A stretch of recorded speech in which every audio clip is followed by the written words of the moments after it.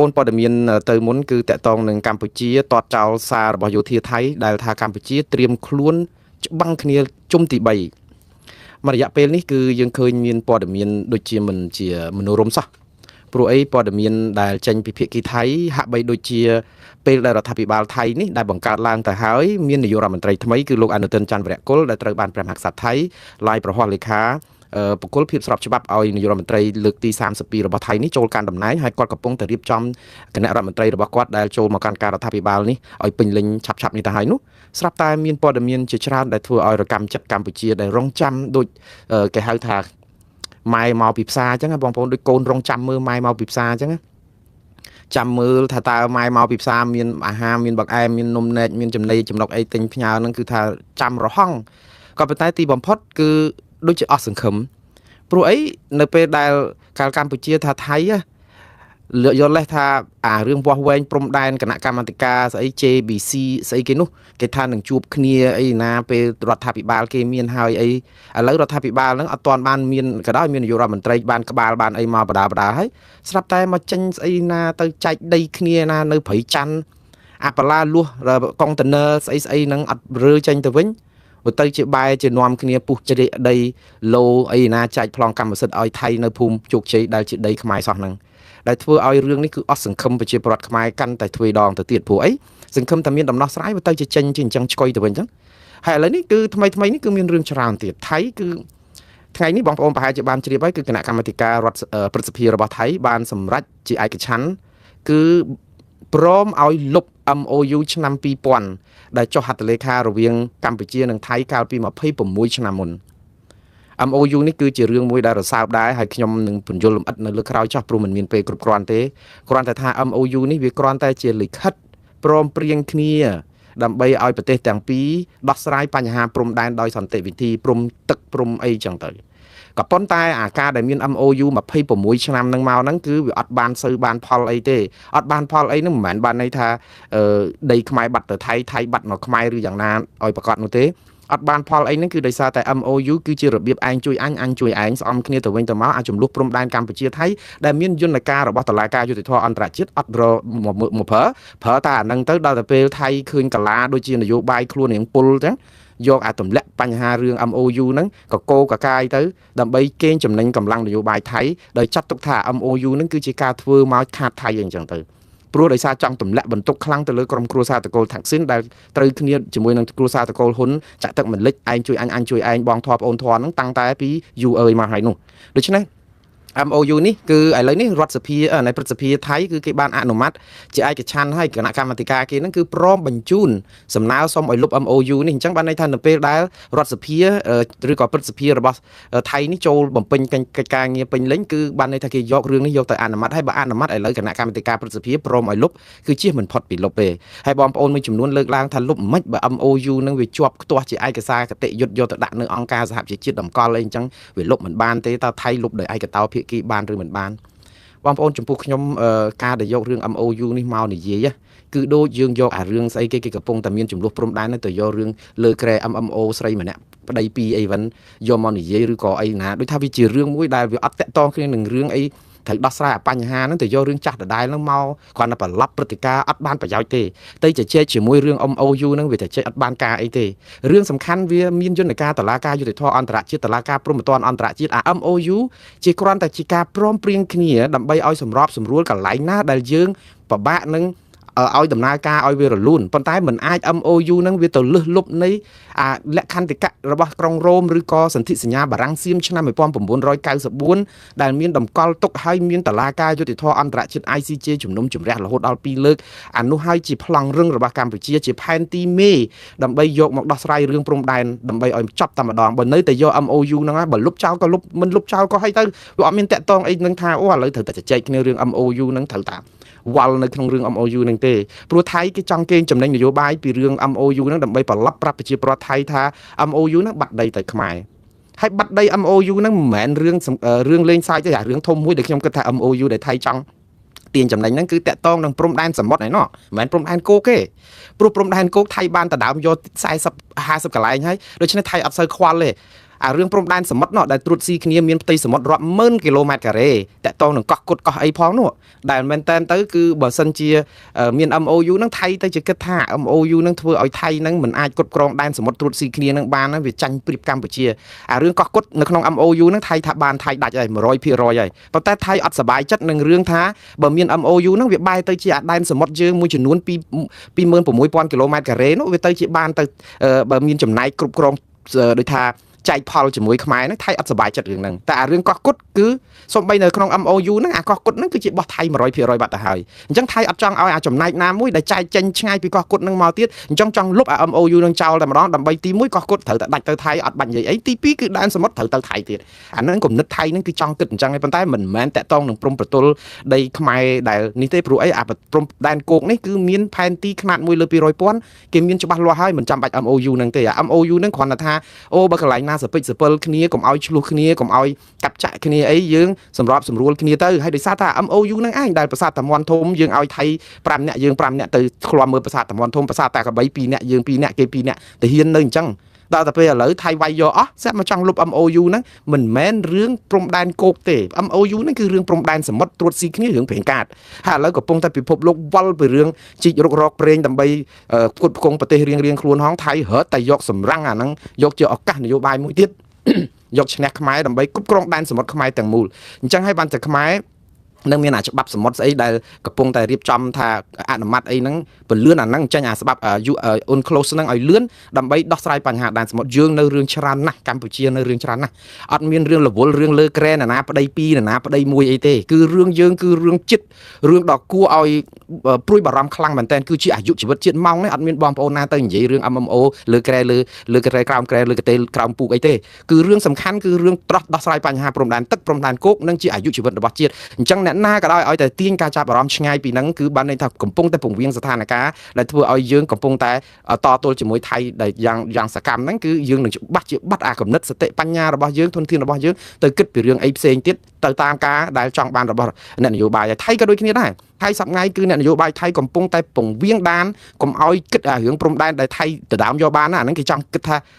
ឆាចោលហើយសម្រាប់ឆាចោលក្នុងន័យថាអត់បាច់មកនិយាយអីទៀតទេថៃយកបានអស់ហើយអញ្ចឹងជុំនិយាយរឿងព្រំដែនគោកយើងនិយាយព្រំដែនទឹកម្ដងអញ្ចឹងថៃឃើញទេជាតិនិយមរបស់គេគឺប្រឹងថាមិនលេបទឹកដីរបស់យើងទាំងគោកទាំងទឹកឲ្យបានថៃគេសម្រួចទៅហ្នឹងហើយតែទៅហើយដូចទឹកបាត់ទំនប់ចឹងយើងទុកថៃអត់ឈ្នះទេព្រោះជាតិនិយមថៃនេះគឺជាតិនិយមជ្រុលប៉ុន្តែគេចំណេញតែ MOU ហ្នឹងលុបបានទៅអាព្រំដែនសមុទ្រព្រំដែនអីហ្នឹងគឺថៃយកទាំងម៉ត់យកខ្ទេចតែម្ដងដូច្នេះយើងចាប់ផ្ដើមអាគោកមិននិយាយទេ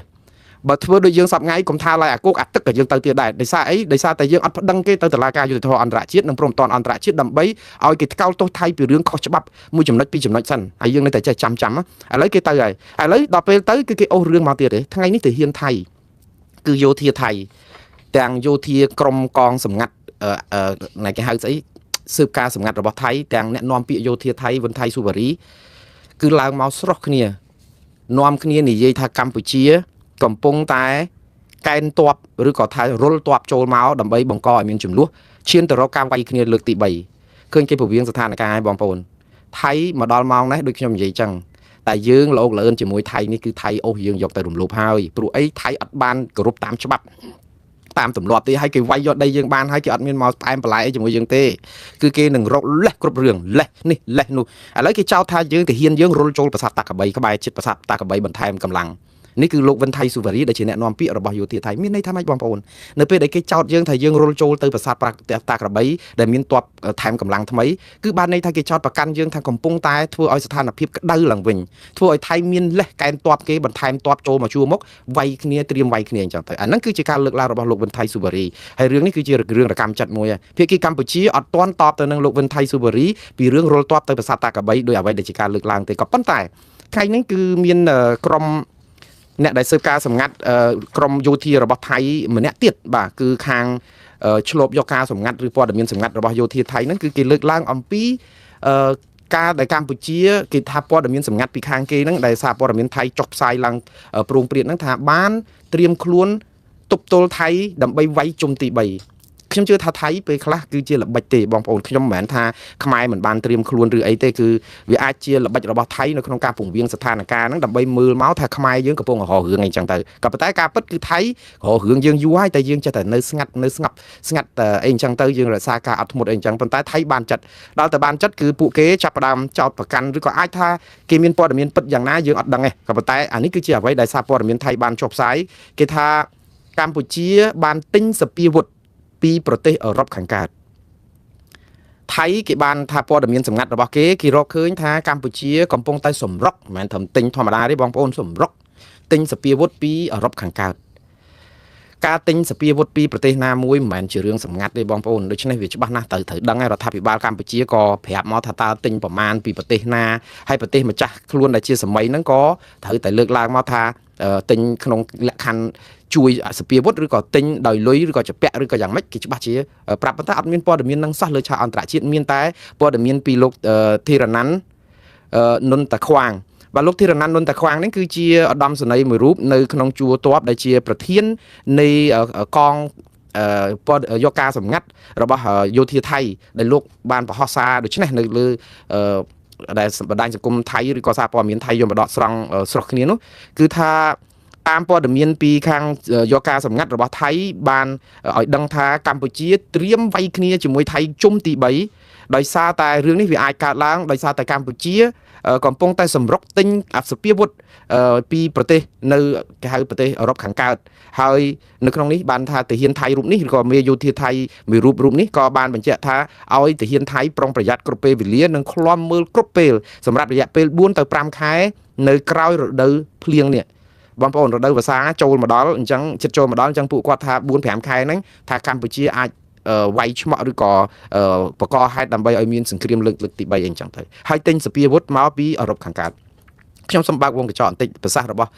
មេដឹកនាំកងទ័ពថៃផ្នែកកិច្ចការឆ្លប់ការយកការសម្ងាត់នេះតាមពិតកម្ពុជាពិតជាមានតំណែងតំណងជាមួយនឹងប្រទេសអឺរ៉ុបខាងកើតមួយចំនួនដែរយើងដឹងហើយអឺរ៉ុបខាងកើតមានច្រើនណាស់បងប្អូនខ្ញុំលើកតែអឺរ៉ុបខាងកើតមួយចំនួនដូចហុងការីប៊ុលហ្គារីអីចឹងដែលជាប្រទេសដែលមិនសូវមានប្រជាធិបតេយ្យអីរឹងមាំទេព្រោះប្រទេសនៅកុម្មុយនីសនៅអនុវត្តវិធានការបិទថាអឺរ៉ុបមែនប៉ុន្តែអឺរ៉ុបខ្លះហ្នឹងគឺនៅរបៀបដូចថាមិនទាន់ឆ្អិនឆ្អៅផ្នែកប្រជាធិបតេយ្យដូចអាល្លឺម៉ង់ដូចកាណាដាដូចប្រទេសផ្សេងទៀតដូចតែបារាំងហ្នឹងក៏មិនមកថាមានប្រជាធិបតេយ្យពេញទំហឹងអីប្រហែលដែរវាគាត់ថាយ៉ាងណាក៏គេនៅមានអំណាចឥទ្ធិពលគេខ្លាំងប៉ុន្តែអឺរ៉ុបខាងកើតដូចហុងការីដូចប៊ុលហ្គារីអីហ្នឹងច្រើនតែរងការគិតថាជាប្រទេសនៅមានលទ្ធិកុម្មុយនីសអីនៅជិតជ្រាបអីច្រើនហើយកម្ពុជាក៏មានមិត្តភ័ក្តិឬក៏ថាអាចស្និទ្ធស្នាលជាមួយប្រទេសទាំងនេះនៅឡើយទេព្រោះអីមានកិច្ចការទូតអីចឹងយើងអត់ដឹងថាកម្ពុជាទិញអាវុធពីប៊ុលហ្គារីឬក៏ហុងការីឬក៏យ៉ាងណាទេព្រោះបើអាវុធហ្នឹងទិញពីអាល្លឺម៉ង់ទិញពីស្អីហ្នឹងដឹងតែអត់ហើយបើទិញមកក៏គេត្រូវប្រកាសប្រាប់យើងដែរគេមិនដែលស្ងាត់ទេហើយអាវុធលក់ឲ្យកម្ពុជានៅក្នុងស្ថានភាពដែលសិទ្ធិមនុស្សនៅមានភាពរសេមរសាមបែបនេះគឺប្រទេសអឺរ៉ុបដែលស្មោះត្រង់ស្មោះសរនឹងប្រជាធិបតេយ្យអត់អាចលក់ឲ្យកម្ពុជាបានទេព្រោះអីរងការថ្កោលទោសជុំវិញពិភពលោកព្រោះអាវុធមិនមែនចេះតែទិញបានទេតើតែយើងស្អាតសិទ្ធិមនុស្សនៅប្រជាធិបតេយ្យយើងទិញអាវុធពីចិនទិញពីកូរ៉េខាងជើងឬក៏ទិញពីប្រទេសកុម្មុយនីសណារុស្ស៊ីអីគេមិនទៅជិះក្បាលយើងប្រជាធិបតេយ្យមិនប្រជាធិបតេយ្យទេឲ្យតែមានលុយទិញទៅប៉ុន្តែប្រទេសដែលផ្សេងទៀតដែលមានប្រជាធិបតេយ្យគឺគេអត់ហ៊ានលក់ឲ្យយើងទេដោយអាមេរិកចឹងធ្លាប់ដាក់ទណ្ឌកម្មមិនលក់សពាវុធឲ្យយើងដោយសារបញ្ហាសិទ្ធិមនុស្សតែមិនលើកប៉ំមកនេះដោយសារតែកម្ពុជាចង់ឲ្យលោកត្រាំបានពានរង្វាន់ Nobel សន្តិភាពតែមិនមែនកម្ពុជាស្ដារសិទ្ធិមនុស្សនិងប្រជាធិបតេយ្យឡើងវិញហើយនៃហ្នឹងក៏មិនមែនបានន័យថាយើងទៅទិញសពាវុធអីពីអាមេរិកបានសន្ធឹកសន្ធាប់ដែរអាមេរិកមិនលក់សពាវុធណាដែលទំនើបជាងថៃឲ្យយើងទេព្រោះអាមេរិកជាសម្ព័ន្ធមិត្តរបស់ថៃយើងមានលុយរវល់កោតពាន់លានដុល្លារក៏ទិញអាវុធពីអាមេរិកយកមកឲ្យទំនើបជាងថៃអត់បានដែរបើថៃមាន F16 គឺអាមេរិកនឹងឲ្យលក់កាភ្លើងឲ្យយើងទៀបជាងអាសពាវុធណាដែលមិនអាចនឹងកំទេច F16 ដែលលក់ឲ្យថៃបានទេបើនិយាយទៅគឺនឹងលក់ឲ្យតែសពាវុធណាដែលទៀបដែលមិនអាចនឹងមានអានុភាពលើសអ្វីដែលជាថៃនៅក្បែរហ្នឹងឯងយើងនឹងទិញបានប៉ុន្តែទិញបានកប៉ិចកប៉ុករីរងឯងយើងស្ដាប់ទៅដូចជាល្អមើលល្អស្ដាប់ប៉ុន្តែអត់ទេអត់មានប្រយោជន៍អីទេចឹងមិនថាតើតែយើងស្ដារសិទ្ធិមនុស្សនិងប្រជាធិបតេយ្យយើងឲ្យរឹងមាំឡើងវិញយើងកុំទៅពឹងតែអាមេរិកយើងទិញសពាវុធពីប្រទេសណាទៀតក៏បានដែរឲ្យតែជាសពាវុធទំនើបប៉ុន្តែសំខាន់តើយើងមានលុយទិញអត់ទៀតរឿងពីរដែលសំខាន់ទី1តើយើងត្រៀមខ្លួនសិទ្ធិមនុស្សជាធិបតេយ្យយើងរឹងមាំនៅទី2តើយើងមានលុយអត់ដូច្នេះយើងគឺអារឿងទិញសពាវុធគេហ្នឹងយើងដឹងអត់ហើយព្រោះអីថ្លៃណាស់បងប្អូនយន្តហោះបណ្ដេញណារបៀប F16 ឬក៏ F35 មួយ F35 របស់អាមេរិកនេះណាគឺមួយចាប់ពី$77 លានឡើងទៅមួយគ្រឿង ហើយយើងទៅ10គ្រឿង700លានហើយជិត1000លានដុល្លារហើយថវិកាយោធារបស់យើងមួយឆ្នាំប្រើអស់តែ1000លានហ្នឹងដូច្នេះវាដូចថាទៅដកលុយឆ្នោតសន្ធឹកបែបនេះទៅទេហើយយើងចម្ពាក់គេ13000លានដុល្លារតែយើងបានលុយឯណាតែបើសិនកុំចម្ពាក់គេវិញបើយកតែការប្រាក់យើងយកមកទិញអាយន្តហោះនេះមួយឆ្នាំការប្រាក់យើងប្រហែលជារាប់រយលានដុល្លារមួយឆ្នាំអាចទិញបាន4-10គ្រឿងឬក៏5គ្រឿងដែរបើយើងចង់និយាយតែការប្រាក់ហ្នឹងតែយើងវាធ្លុះកជើអស់ហើយទៅចេញតាមការប្រាក់អស់យើងមានអីណាលទ្ធភាពឯណាឥឡូវហ្នឹងយើងយកលុយឯណាទៅទិញសភាវុធធ្ងន់យ៉ាងនេះបើយើងរកលុយទៅទិញស្រូវអង្គខ្មែរដើម្បីឲ្យគ្នាឡើងថ្លៃទិញអត់ទាំងបានផងហ្នឹងណាពេលដែលមានបុណ្យទានអីពេលដែលចង់ជួយកម្មករអីលុយបុណ្យនេះមន្ត្រីរាជការមួយឆ្នាំបានតែ$12កន្លះហ្នឹងមួយឆ្នាំចូលឆ្នាំម្ដងបាន$12កន្លះកម្មករវេទនាអត់លុយសម្រាប់ជិះធ្វើដំណើរជួយបានមួយខែ$2កន្លះហ្នឹងដូច្នេះយើងប្រឹងអស់លទ្ធភាពយើងប៉ុណ្ណឹងទៅទិញសភាវុធយ៉ាងម៉េចខ្ញុំមិនបន្ទោសខ្មែរយើងថាទិញយើងមកពីយើងក្រយើងទៅប្រឹងអញ្ចឹងមិនកើតទេដូច្នេះទី1សភាវុធយើងទិញអត់បានទី2កម្លាំងយោធាយើងអត់ដល់គេទី3ការទូតយើងក៏មិនឈ្នះគេតើយើងនៅអីគេទៀតចាយើងនៅមានដាវរបស់យើងដែរតើគឺតុលាការយុត្តិធម៌អន្តរជាតិនិងតុលាការព្រំប្រទានអន្តរជាតិអាកន្លែងហ្នឹងមួយដែលកម្ពុជាអត់ទាន់ធ្វើឥឡូវថៃគេដល់ប៉ុណ្ណឹងគេចោទមកគេថាអញ្ចឹងគេថាយើងត្រៀមវាយគេយើងទិញសភាវុធកម្ពុជាអត់មានឆ្លើយតបអីពីរឿងទិញសភាវុធឥឡូវចាំមើលប្រសាសន៍របស់អ្នកស្រីម៉ាលីសុជាតាថ្ងៃនេះតបទៅខាងថៃវិញខ្ញុំជឿថាបន្តិចទៀតទៅរឿងយើងអាព្រំដែនក៏អត់បានទៀតអារឿងវាយគ្នានៅតែរសើបអញ្ចឹងព្រោះអីថៃគេកកកកាយ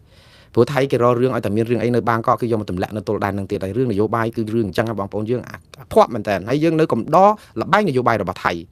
អ្នកនាំពាក្យក្រសួងការពារជាតិថាការចុះផ្សាយរបស់សារព័ត៌មានថៃដោយដកស្រង់សម្ដីរបស់ប្រធានចារកម្មថៃដែលចោទមកលើកម្ពុជាថាត្រៀមសម្រាប់ការផ្ទុះអាវុធលើកទី3គឺមិនត្រឹមត្រូវនិងជាការអះអាងដោយគ្មានមូលដ្ឋានអ្នកស្រីម៉ាលីសុជាតាអ្នកនាំពាក្យក្រសួងការពារជាតិតបអញ្ចឹងនៅក្នុងនេះគឺនៅថ្ងៃទី24នេះអ្នកស្រីម៉ាលីសុជាតាថាសារព័ត៌មានថៃបានចុះផ្សាយដោយដកស្រង់សម្ដីរបស់ប្រធានចារកម្មថៃដូចនេះគឺកងយុទ្ធពលខេមរៈភូមិន្ទប្រកាន់ខ្ជាប់យ៉ាងម៉ឺងម៉ាត់នៅការគោរពសេចក្តីប្រកាសរួមនៃកិច្ចប្រជុំពិសេសលើកទី3នៃគណៈកម្មាធិការព្រំដែនទូតទៅកម្ពុជាថៃថ្ងៃទី27ខែធ្នូឆ្នាំ2025សេចក្តីថ្លែងការណ៍រួមស្តីពីកិច្ចព្រមព្រៀងសន្តិភាពកម្ពុជាថៃនៅថ្ងៃទី26តុលា2025និងកិច្ចព្រមព្រៀងពាក់ព័ន្ធផ្សេងៗទៀតព្រមទាំងអនុវត្តតាមបទបញ្ជារបស់រដ្ឋាភិបាលកម្ពុជាក្នុងការរក្សាសន្តិភាពនិងសន្តិសុខតាមបណ្ដោយព្រំដែនក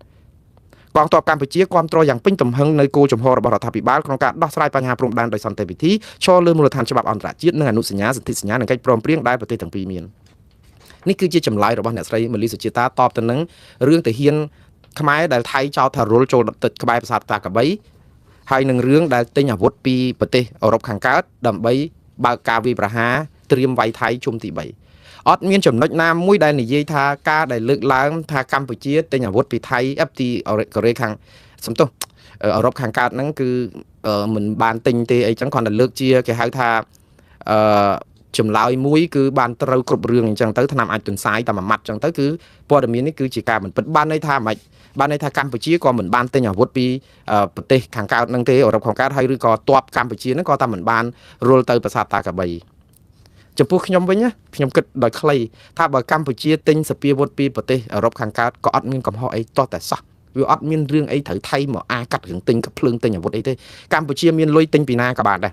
ព្រោះជាសិទ្ធិការពារស្វ័យយ័តប្រទេសរបស់ខ្លួនជាដែនអធិបតេយ្យឲ្យតែមានលុយឲ្យតែគេលក់ឲ្យដើម្បីការពារឲ្យខ្ញុំបើទិញបានកាន់តែច្រើនខ្ញុំកាន់តែអទៀតដើម្បីកុំឲ្យថៃនឹងដូចជាប្រហើនពេកមួយទៀតគឺទាហានរុលទៅប្រាសាទតាកបីឧទាហរណ៍ខ្ញុំថានៅក្នុងដែនអធិបតេយ្យកម្ពុជាទាហានខ្មែរមានសិទ្ធិគ្រប់គ្រាន់នៅក្នុងការគ្រប់គ្រងការពារដែនអធិបតេយ្យរបស់ខ្លួនដែលអត់មានឈឺក្បាលហាលថ្ងៃរឿងថៃភ័យខ្លាចទាហានខ្មែរទៅក្បែរប្រាសាទណាទេព្រោះអីប្រាសាទតាកបីតាមពិតជាប្រាសាទរបស់ខ្មែរតាត្រូវទៅយកមកវិញផងគាត់ថាយើងមានបទឈប់បាញ់ហ្នឹងមិនទៅប្រកួតប្រជែងគ្នាវាយគ្នាអីទៀតទេយើងត្រូវតតាំងគ្នាតាមច្បាប់តុលាការអន្តរជាតិអីចឹងប៉ុន្តែតុលាការអន្តរជាតិអត់ប្តឹងអញ្ចឹងថៃហាក់បីដូចជាគិតថាបើអត់ប្តឹងទៅតុលាការអន្តរជាតិប្រហែលជាគិតតែចង់វាយយកវិញឬក៏យ៉ាងម៉េចអញ្ចឹងថៃខ្លួនឯងភ័យចោលលួចរបស់យើងអត់ស្រួលខ្លួនហ្មងទេបងប្អូនភ័យប៉ុន្តែសួរថាតើយើងមានឥទ្ធិពលទៅវាយយកពីគេវិញបានយ៉ាងដូចម្ដេចទៅថៃចេះតែប្រឡប់ព័ត៌មាននឹងទេបងប្អូនតើយើងនឹងមានសង្គ្រាមលើកទី3នឹងយ៉ាងម៉េចដែរទេចំពោះខ្ញុំថាសង្គ្រាមលើកទី3នេះគឺតើថៃអ្នកផ្ដើមខ្លួនឯងព្រោះខ្មែរយើងជ្រើសរើសយកវិធីអត់ធ្មត់នឹងទៅហើយដូច្នេះវាអត់មានសង្គ្រាមនឹងកើតទៀតទេប៉ុន្តែបើមិនព្រមប្តឹងថៃឲ្យស្រួលបួលដោះស្រាយតាមយន្តការតុលាការអន្តរជាតិ ICJ និងតុលាការព្រំប្រទានអន្តរជាតិទេព្រំដែនខ្មែរថៃនឹងផ្ទុះអាវុធនៅថ្ងៃណាមួយជាយថាហេតុគឺមិនអាចនឹងគេចផុតបានទេព្រោះអីវាផុយស្រួយណាស់ នយោបាយថៃឲ្យតែមានរឿងអីបន្តិចគេយកមកជះកម្ដៅប្រឡប់បាញ់គ្នាព្រំដែនដើម្បីអីកុំឲ្យយកចិត្តទុកដាក់ទៅលើអាភាពអសមត្ថភាពនៅក្នុងទីក្រុងបាងកកខ្លាំងពេកគេនឹងយកមកទម្លាក់ក្នុងព្រំដែននឹងតរហូតអាហ្នឹងបើសិនជាយើងមិនប្រយ័ត្នបាទឥឡូវខ្ញុំស្លេះរឿងហ្នឹងប៉ុណ្ណឹងចុះអញ្ចឹងទុកឲ្យថៃនិងកម្ពុជានៅអួតដាក់គ្នាចោតគ្នាអញ្ចឹងទៀតទៅហើយកម្ពុជានៅតែបកស្រាយអញ្ចឹងទៀតទៅហើយខ្ញុំថាបើយកល្អដាក់ពាក្យប្តឹងឲ្យហើយទៅឲ្យឆាប់ទៅកុំឲ្យវែងឆ្ងាយពេកបាទឥឡូវដំណឹងទី2តកតងនៅក្នុងរាត្រីនេះដែរគឺដំណឹងនេះគឺមែនតើពលរដ្ឋដែលនាំគ្នាមិនអស់ចិត្តអារឿងគ្រោះថ្នាក់ចរាចរណ៍ឃើញទេបងប្អូនរឿងព្រំដែនយើងប្រប៉ុណ្ណានៃចេញអារឿងគ្រោះថ្នាក់ចរាចរណ៍យើងអត់អាចនឹងចែកដាច់បានណាដោយសារអីយើងវាបញ្ហាសង្គមវាច្រើនពេកហើយដល់ពេលពងរកម្មចិត្តរឿងបាត់ដីទៅថៃផងយើងមិនអាចធ្វើអីឈ្នះគេផងហើយដល់មកមិនពេញចិត្តនឹងអារឿងមន្ត្រីអ្នកមានអំណាចមានលុយចង់ជះស្លាប់អ្នកណាបោះលុយទៅការបញ្ចប់រឿងអីឡាក់នឹងឡាក់ឥឡូវហ្នឹងសំបីតែរឿងហ្នឹងទៅដល់ណាតឡាការគេចាត់ចែងស្អីប៉ូលីសចេញតាមប៉ូលីសមកផ្សាយកាមេរ៉ាថានាងនឹងជាអ្នកបើកឡានបរោះនឹងគឺជាអ្នកដែលអមដំណើរនាងនឹងក៏មកលុតជង្គង់សាពះសុំទោសអីអញ្ចឹងមកថានាងនឹងពិតជាអ្នកបើកឡានមែនបើកបរក្នុងស្ថានភាពស្វឹងធ្វើឲ្យប្រព្រឹត្តខុសអីអញ្ចឹងទទួលទោសតាមច្បាប់បរោះនឹងថាក៏សុំទោសដែរដោយសារតែខ្លួនលើសលួសពាក្យប្រពេចសម្ដីអីនិយាយតាក់តងនឹងធ្វើឲ្យប្រជាពលរដ្ឋនឹងថ្នាក់ជាមួយគាត់ពេលដែលគាត់ស្វឹងជោគអីនៅក្នុងពេលគ្រោះថ្នាក់នឹងអីអញ្ចឹងគាត់មិនមែនអ្នកបើកអីទេឥឡូវហ្នឹងគឺតុលាការបានដោះលែងបរោះដែលជាកូនអភិបាលស្រុកកងមាសហ្នឹងទៅនៅពេលដែលតុលាការដោះលែងចំពោះខ្ញុំអត់មានអីភ្ញាក់ផ្អើលទេបងប្អូនយើងទាំងអស់គ្នាប្រកាន់សច្ចយុត្តិធម៌ទាំងអស់គ្នាផងយើងមិនពេញចិត្តនៅក្នុងអំពើណាមួយរបស់បរោះដែលជាកូនអភិបាលស្រុកកងមាសហ្នឹងដែលជះសម្ដីបង្ហាញអីអញ្ចឹងក្តៅក្រហាយឈឺឆ្អាលឈឺចាប់ខឹងអីខ្ញុំយល់អារម្មណ៍នេះយល់ពួកបងប្អូនឈឺចាប់នឹងអាញាធរយូរហើយក៏ប៉ុន្តែយើងត្រូវប្រកាន់សច្ចយុត្តិធម៌ទាំងអស់គ្នានៅពេលដែលអាញាធរច្បាប់ឬក៏សម័យខ្លួននឹងក៏ព្រមទាំងអស់គ្នាមកទទួលខុសត្រូវថានាងកាន់ដៃចង្កូតមានកាមេរ៉ាមានអីអញ្ចឹងទៅយើងនៅជជែកបែកខ្ទិះទៀតក៏អត់ទៅមុខដែរហើយបរោះនេះបើសិនជាគ្រាន់តែជាអ្នកអមដំណើរមិនមែនជាអ្នកកាន់ចង្កូតពេលមានគ្រោះថ្នាក់ចរាចរណ៍ច្បាប់នៅស្រុកយៈណាក៏គេអាចចាប់ខ្លួនអ្នកធ្វើដំណើរជាមួយអមជាមួយទេព្រោះអីអ្នកដែលទទួលខុសត្រូវគឺអ្នកបើកឡានដៃចង្កូតខ្លួនឯងជាអ្នកកាច់ចង្កូតជាអ្នកបញ្ជាជាអ្នកបើករត់ជាអ្នកអីដូច្នេះស្ត្រីនោះត្រូវទទួលខុសត្រូវ 100% ហើយបរោះនេះណាយើងនិយាយរឿងពីរគឺរឿងទទួលខុសត្រូវចំពោះគ្រោះថ្នាក់ចរាចរណ៍នេះបើគាត់ច្បាស់ 100% ថាការស៊ើបអង្កេតរកឃើញថាគាត់មិនមែនជាអ្នកបើកឡានគឺគាត់ត្រូវតែរួចខ្លួនដោយអត់មានការចោទប្រកាន់អីបានទេព្រោះច្បាប់មិនអាចទៅចេះតែដាក់ទៅតាមកំហឹងសាធារណជនទេក៏ប៉ុន្តែអ្វីដែលប្រជាពលរដ្ឋមិនពេញចិត្តហ្នឹងគឺនៅពេលដែលបរិះនេះសុំទោសហើយស្រាប់តែរួចខ្លួនបងប្អូនមិនមែនការសុំទោសរបស់បរិះកូនអភិបាលស្រុកកងមាសនេះធ្វើឲ្យបរិះនេះរួចខ្លួនទេបើតាមន័យច្បាប់បរិះនេះអត់ត្រូវការសុំទោសសូម្បីតែបន្តិចព្រោះអត់មានច្បាប់ណាកំណត់ថាអ្នកណាម្នាក់ប្រព្រឹត្តគ្រោះថ្នាក់ចរាចរណ៍ហើយអត់មានទទួលជាអ្នកបើកបរផងស្រាប់តែមកសុំទោសទេក៏ប៉ុន្តែការសុំទោសរបស់គាត់នឹងគឺជាការបន្ថយកំហឹងប្រជាពលរដ្ឋនៅក្នុងការស្អប់ខ្ពើមអាជ្ញាធរឬក៏អ្នកមានអំណាចដែលកូនអភិបាលស្រុកមួយដែលអាងខ្លួនមានលុយមានអីចង់ជះលុយ$20,000មនុស្សបុកសឹងតែស្លាប់រស់ហើយយើងថាយក$20,000ជះដើម្បីបំបិតមាត់ឬក៏ឲ្យឈប់តទៅទៀតទៅគឺថាអំណាចទឹកលុយនឹងវាខ្លាំងជាងអំណាចយុត្តិធម៌ដែលជាអំពើនីតិរដ្ឋភាពកើតឡើងរ៉ាំរ៉ៃក្នុងសង្គមខ្មែរអានឹងប្រជាពលរដ្ឋខ្មែរមិនពេញចិត្តខ្ញុំយល់ប៉ុន្តែបើការដោះលែងគាត់ឲ្យមានសេរីភាពហើយមិនចោទប្រកាន់អីដោយសារគាត់អត់ពាក់ព័ន្ធច្បាប់គឺច្បាប់វាអាចមិនពេញចិត្តអស់លោកបងប្អូនទាំងអស់គ្នាមែនប៉ុន្តែច្បាប់បើគាត់អត់មានទោសអីតើតើនៅក្នុងការបើកបុកហ្នឹងគាត់ត្រូវតែរួចខ្លួនហើយស្ត្រីនោះត្រូវតែជាប់ពន្ធនាគារឬក៏អំណាចច្បាប់តាមការគោលក៏ប៉ុន្តែអ្វីដែលប្រជាពលរដ្ឋមិនអស់ចិត្តនឹងគឺនៅតែមិនអស់ចិត្តហេតុអីបានជាភាសារបស់អ្នកដែលជាកូនលោកធំអីហ្នឹងនៅតែមានដដែល30-40ឆ្នាំអានេះគឺជាមេរៀនមួយដើម្បីប្រាប់ទៅមន្ត្រីអាជ្ញាធរទាំងអស់នៅក្នុងជួររដ្ឋាភិបាលជាមន្ត្រីរាជការឲ្យប្រយ័ត្នប្រយែងអិរិយាបថការប្រព្រឹត្តសេចក្តីថ្លៃថ្នូរសិលធម៌កែឡើងវិញដើម្បីឲ្យប្រជាពលរដ្ឋហ្នឹងលោកស្ងប់ចិត្តព្រោះវាឈឺចាប់យូរពេកអត់ដឹងមានវិធីអីដើម្បីជះកំហឹងបានហើយទាន់ឱកាសមានគឺមានតែដោះស្រាយអញ្ចឹងទេព្រោះគាត់ទៅវាយតបដំច្រំធាក់អីធ្វើអីរដ្ឋាភិបាលក៏ធ្វើមិនបានដែរបន្តិចគុកទាំងអស់គ្នាឡើងហ្នឹងដូច្នេះឱកាសមានអញ្ចឹងគឺគាត់បង្ហាញកំហឹងហើយកំហឹងសាធារណជននេះបើសិនជាមានការបោះឆ្នោតដោយសេរីត្រឹមត្រូវនិងយុត្តិធម៌គណៈបកកណ្ដាលអំណាចអត់អាចឈរជើងបានទេបើសិនជាមិនកែអញ្ចឹងគឺឈរជើងអត់បានទេប៉ុន្តែយើងត្រូវកែអញ្ចឹងទៅកែទម្រង់កុំកែសម្រួល កែទំឬក៏កែលម្អកែទម្រង់ចោលទាំងអស់តែម្ដងរបៀបហ្នឹងរបៀបស្អីគេអ្នកមានអំណាចលើច្បាប់ឲ្យរួចខ្លួនរហូតធ្វើឲ្យប្រជាពលរដ្ឋឃើញថាកូនអ្នកប្រមាណស័កប្រមាណអភិបាលខេត្តអភិបាលក្រុងកូននាយករដ្ឋមន្ត្រីអីក៏ដោយឲ្យតែប្រព្រឹត្តខុសគឺជាប់គុកទាំងអស់គ្នាហើយឲ្យឃើញចាក់ស្ដែងអត់មានការអន្តរាគមអីមានតែវិធីហ្នឹងទេបានស្អំចិត្តប្រជាពលរដ្ឋព្រោះម៉ោងនេះប្រជាពលរដ្ឋលែងជឿទុកចិត្តប្រព័ន្ធយុតិធធកម្ពុជាសោះតែម្ដងយើងឃើញរឿងនេះលែងជឿប៉ូលីសគេបញ្យល់អីក៏មិនជឿរហូតតតែបង្ខំឲ្យអ្នកទាំងពីរអ្នកហ្នឹងមកចេញសុំទោសអីអញ្ចឹងទៀតវាអត់មានការដែល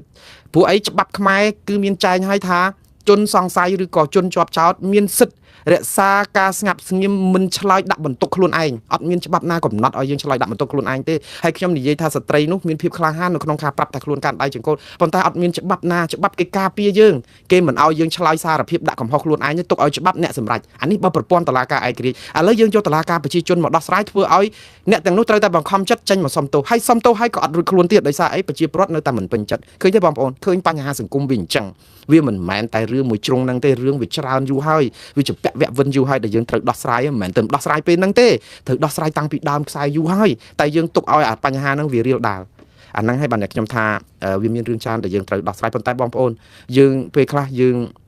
តោះជូតទឹកភ្នែកបន្តដំណើរទៅមុខទៀតនៅជាប់ជាពាក់វគ្គវិនយូរទុកឲ្យរដ្ឋាភិបាលដោះស្រាយរឿងហ្នឹងហើយប្រជាពលរដ្ឋសម្រេចទៅបើគាត់អត់កែអត់ដូរអីនៅក្នុងស្លឹកឆ្នោតពេលបោះឆ្នោតហ្នឹងសម្រេចដូរផ្លាស់ប្ដូរអាការគិតរបស់យើងខ្លះទៅកុំឲ្យរដ្ឋាភិបាលបានចិត្តពេកហើយបន្តទៅទៀតគឺនៅពេលដែលយើងមានរឿងកម្មចិត្តអញ្ចឹងគឺយើងពលរដ្ឋមិនអស់ចិត្តពីរឿងនេះវាទៅជារឿងស្អីថ្នាក់ដឹកនាំយើងដែលកំពុងតែព្រំដែនបញ្ហារឿងព្រំដែន MOU ព្រំដែនទឹកព្រំដែនគោកប្រធានព្រឹទ្ធសភារបស់យើងទៅចំណាយពេលវេលាចាញ់បោកក្រុម MMO អារឿងប្រពន្ធមួយប្តីពីរណាខ្ញុំបាននិយាយម្សិលមិញឲ្យថាលោកហ៊ុនសែនបើគាត់មិននិយាយអីសោះខ្ញុំជឿថាប្រជាពលរដ្ឋដូចជាស្ងប់ចិត្តច្រើនជាងព្រោះអីតែគាត់ឡើងមកប្រជាពលរដ្ឋពងតែមិនពេញចិត្តអីអញ្ចឹងទៅវាច្បាស់ស្អីក៏មិនត្រូវដែរបើអត់និយាយអីសោះប្រជាពលរដ្ឋឲ្យស្មានវិញអាហ្នឹងជាការល្អសម្រាប់លោកហ៊ុនសែនទេណាក៏ប៉ុន្តែនៅពេលដែលសុកស្រាប់តែទៅចេញជួបនៃក្រិនហ្នឹងគ្រាន់តែទង្វើល្អសោះហ្នឹងក៏ប្រជាពលរដ្ឋរិះគន់ហើយថាអ្នករិះគន់sẽក្រុមប្រឆាំងអញ្ចឹងមិនមែនទេប្រជាពលរដ្ឋគេមើលឃើញទាំងអស់គ្នាថាយើងរងទុកនៅព្រំដែននៅអីអញ្ចឹងទៅយើងប្រជាពលរដ្ឋភៀសសឹកភៀអីអញ្ចឹងទៅហើយទៅលើកតម្កើងឬក៏យកចិត្តទុកដាក់ក្រុមឃោសនិករបស់ខ្លួនអីអញ្ចឹងមនុស្សរៀងដូចថាលំអៀងដូចថាអយុត្តិធម៌សម្រាប់លោកហ៊ុនសែនដែរប៉ុន្តែអាហ្នឹងវាជារឿងការគិតទូទៅដែលប្រជាពលរដ្ឋថ្នាក់ដឹកនាំធ្វើអីក៏តាមត្រូវដែរបងប្អូនតែពេលយើងស្រឡាញ់ធ្វើអីក៏ស្អាតធ្វើអីក៏ល្អស្អីក៏ត្រូវតែពេលតែមិនចូលចិត្តស្អីក៏ខុសដែរតែដល់តែពេលរឿងសុកតែចេញរឿងទៅរិះគន់រឿងលើក្រែលើអីហើយលោកហ៊ុនសែនខ្ញុំសោកស្ដាយមែនតើដែលជាប្រធានព្រឹទ្ធសភាមានទីប្រឹក្សារាប់រយនាក់អត់ដឹងទេឬតែថាសម័យបច្ចេកវិទ្យានេះមនុស្សធ្វើសម្ដែងស្ទើរតែគ្រប់រឿងដើម្បី like ដើម្បី view ដើម្បីមុខរបរបាយ3ពេលរបស់ពួកគាត់គេធ្វើតែអញ្ចឹងមកយកហើយតើចុះពេលដែលលោកមុនចេញសារអីហ្នឹងអត់ឲ្យអាមីអថោងរបស់គាត់ហ្នឹងចុះទៅស៊ើបមើលតើគេនឹងពិតប៉ុណ្ណាឬក៏យ៉ាងម៉េចទេមុននឹងអាចនឹងចេញសារអីអញ្ចឹងទៅហើយដល់ពេលឥឡូវដល់ចេញសាររឿងលើក្រែលើអីអារឿងប្តីគេប្តីប្រពន្ធអីគេនាងម្នាក់ដែលឈ្មោះរក្សាហ្នឹងគឺមកចេញសុំទោសអីថាអាហ្នឹងជាការសម្ដែងទេសុំជាស្រ័យសុំអីការសម្ដែងហ្នឹងវាតែអញ្ចឹងមកហើយ MMO គេរលួយអនឡាញតែអញ្ចឹងប៉ុន្តែដល់ពេលថ្នាក់ដឹកនាំចេញសារបែបនេះតាមពិតខ្ញុំគិតថាជាការឈឺឆ្អាលរបស់គាត់ទេគាត់ចង់ថែរក្សាប្រពៃណីវប្បធម៌របស់កម្ពុជាយើងឲ្យវាល្អផូរផង់កុំឲ្យយើងបំពេញស្រាច់ចិត្តអីយកមកធ្វើអីស្រាច់ចិត្តតែហេតុអីបានជាសមាជទៅជារឿងហ្នឹងរឿងប្រធានព្រឹទ្ធសភាអ្នកគិតវិញ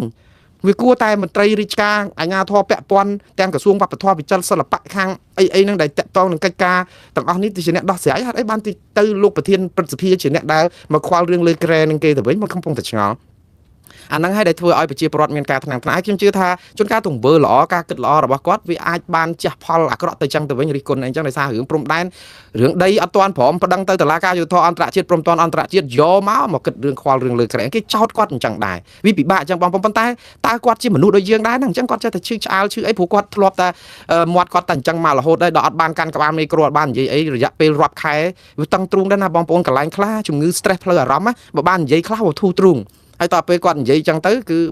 នាំគ្នាផ្អើលចឹងទៀតប៉ុន្តែបងប្អូនអារឿងឯកពលភាពវាជាទឹកមួយដំណក់នៅក្នុងមហាសាគរទេមន្ត្រីនៅក្នុងជួរគណៈបកប្រជាជនរដ្ឋាភិបាលអ្នកមានប្រពន្ធចង់មានប្រពន្ធស្អីអូយបើសិនជាលោកហ៊ុនសែនចង់យកអាច្បាប់ឯកពលភាពនឹងមកដោះស្រាយកុំដោះស្រាយមួយអ្នកលក់លេឬក៏អ្នកលក់អីតាមអនឡាញហ្នឹងទៅចាប់មន្ត្រីរបស់គាត់សាលារៀនស្រុកខ្មែរទាំងអស់ហ្នឹងដីប្រពន្ធចង់អ្នកខ្លះអូគាត់តែនាយកសាលាណាមួយប្រពន្ធ6 7 8ខ្ញុំចង់និយាយព្រោះកុំឲ្យខាងហែកគេអារឿងសិទ្ធិឯកជនរបស់គេទេប៉ុន្តែអានេះមិនមែនជាដំណោះស្រាយជាតិទេ ដំណោះស្រាយជាតិយើងអាចទៅធ្វើអញ្ចឹងបាននេះគឺយើងត្រូវតែថាដោះស្រាយដោះឲ្យពិតប៉ុន្តែក៏ជួនកាលជាសារនយោបាយដល់ពេលចេញអញ្ចឹងអ្នកដែលនយោបាយបកប្រឆាំងភ័យទៀតហើយអ្នកនយោបាយបកការអំណាចអត់សូវភ័យទេអ្នកនយោបាយបកប្រឆាំងដែលមានប្រពន្ធ2មានប្រពន្ធ3ឬប្តី2ប្តី3អីក្នុងពេលតែមួយហ្នឹងនាំគ្នាភ័យផ្អើលទៀតហើយបើអត់លែងអត់លះគ្នាអត់អីស្រួលបន្តិចទៀតរករឿងតែអ្នកបកប្រឆាំងទៀតហើយព្រោះអីអាច្បាប់ឯកពន្ធភាពហ្នឹងកាលមុនរករឿងតែសម្ដេចក្រមព្រះហើយដល់ពេលក្រោយមកស្ងាត់ឲ្យឆឹងអត់មានសោះអូយប្រទេសកម្ពុជា20 30ឆ្នាំមកដែលមានអ្នកមានប្តីប្រពន្ធក្បត់គ្នាទេអញ្ចឹងអ្នកដែលជាមន្ត្រីរាជការអត់មានទេជឿវាមានក៏ប៉ុន្តែគេអនុវត្តតាមអារបៀបភ្លើងចម្បាំងអញ្ចឹងគេចង់ធ្វើអាការអនុវត្តច្បាប់ស្តង់ដារ2 3អញ្ចឹងប្រជាពលរដ្ឋគេរិះគន់ងាប់ហើយអញ្ចឹងហើយបានថាបើគុំនិយាយអីសោះក៏អត់អីដែរបាទឥឡូវពេលវេលាកាន់តែឆ្ងាយខ្ញុំកាន់តែវល់ហើយពេលវេលាចង់និយាយថាវិលនៅកន្លែងហ្នឹងដោយសារតែរឿងវាច្រើនពេកហើយខ្ញុំចូលធ្វើការឥឡូវដែរអញ្ចឹងដល់សល់ពេលបន្តិចទៀតខ្ញុំនឹងលើកអត្ថបទមួយនិយាយពីបើកំណើនសេដ្ឋកិច្ចកម្ពុជាគឺធ្លាក់ចុះដោយសពថ្ងៃនេះកម្ពុជាមិនអាចត្រៀមខ្លួនជាប្រទេសអ្នកមានឆ្នាំ2050កុំថាដល់អ្នកមានឆ្នាំ2050អាព្រួយផុតពីប្រទេសក្រីក្របំផុត45ត្រឹមឆ្នាំ2030នោះហើយទៅអត់ដល់ផងគាត់តែមិនដឹងតែវារឿងវាពិភាក្សាច្រើនខ្ញុំនឹងលើកអាហ្នឹងសម្រាប់ផ្សាយរាត្រីស្អែកចុះខ្ញុំនឹងបញ្ចប់តកតងនឹងរឿងបុគ្គលិកវិទ្យុអាស៊ីសេរីសំទោសវិទ្យុសម្លេងសហរដ្ឋអាមេរិកកាលពីថ្ងៃ23ម្សិលមិញព្យាយាមទៅចូលធ្វើការស៊ើបមើលដែរ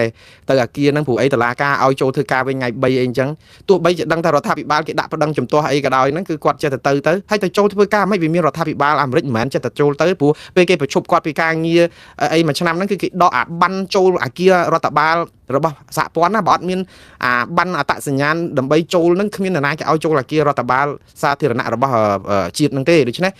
ដឹងអត់ទេតើតែគេបកគលអាប័ណ្ណហ្នឹងវិញហើយបើអត់បកគលប័ណ្ណហ្នឹងគឺគាត់មិនដឹងថ្ងៃណាបានចូលវិញទេតែអាណិតពួកគាត់ដែរចង់សាកមើលតែសម្បាច់សាកទេអាគាររដ្ឋបាលរបស់ថ្នាក់ជាតិនៅអាមេរិកកន្លែងណាក៏ដោយបើគ្មានប័ណ្ណចូលហ្នឹងទេគឺឬក៏លិខិតណាត់អីណាមួយអត់ចូលបានទេអញ្ចឹងពួកគាត់នឹងនៅក្រៅរហូតហើយចុងក្រោយគឺថៃអនុញ្ញាតឲ្យឡើងថ្លៃប្រេងឥន្ធនៈតាមតម្លៃទីផ្សារអន្តរជាតិដើម្បីទប់ការបញ្ញើទិញសាំងថៃថ្ងៃនេះគឺគេចេញជាច្បាប់ថ្មីមួយទៀតគឺកាលមុនគេទប់អត់ឲ្យយើងឡើងថ្លៃខ្ពស់ពេកខ្លាចអ្នកដែលទិញយកទៅស្តុកនឹងលក់ទៅវាចំណេញច្រើនតែធ្វើតម្លៃប្រេងឡើងខ្លាំងអញ្ចឹងថៃម្ដងនេះគឺថាអត់ទប់ទេឲ្យក្រុមអ្នកលក់នឹងដំឡើងថ្លៃប្រេងទៅវិញអាការ៉ាសាំងហ្នឹងដើម្បីឲ្យថ្លៃប្រេងហ្នឹងវាថ្លៃពេកទៅវាអត់អាចឲ្យអ្នកដែលចង់ទិញទុកហ្នឹងទិញទុកយកទៅចំណេញព្រោះនៅពេលដែលរដ្ឋទប់តម្លៃ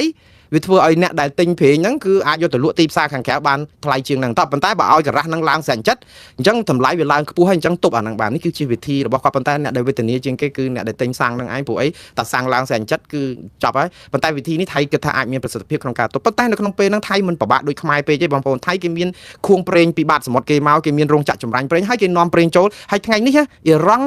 អនុញ្ញាតឲ្យកប៉ាល់ប្រេងថៃដឹកឆ្លងកាត់ច្រកហមូសបានដោយអត់បាញ់ទេអ៊ីរ៉ង់គេស្អំចិត្តថៃដោយសារបាញ់កប៉ាល់